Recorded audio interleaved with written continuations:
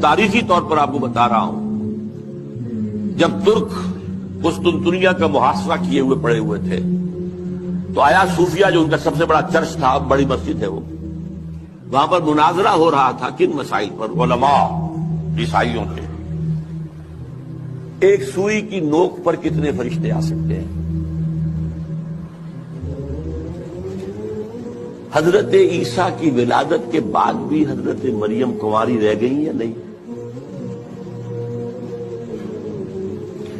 اور جو last super میں روٹی کھائی تھی حضرت عیسیٰ نے، وہ خمیری تھی یا فطیری تھی؟ ان مسائل پر بحثیں ہو رہی ہیں آیا صوفیہ میں، اور وہاں لشکر مسلمانوں کا پڑا ہوا گھیرے ہوئے۔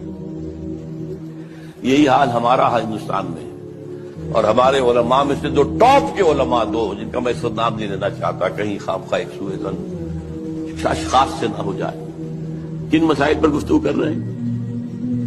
اللہ جھوٹ بول سکتا ہے یا نہیں؟ آپ کے نہیں بول سکتا تو اس کا مطلب اللہ کل شیء قدیر نہیں ہے، اور بول سکتا ہے تو پھر اس کی وہ شان نہیں رہی، باقی تنزیہ۔ اللہ کوئی دوسرا محمد بنانے پر قادر ہے یا نہیں؟ اگر ہے تو اس کا مطلب بے نظیر تو نہ ہوئے محمد صلی اللہ علیہ وسلم۔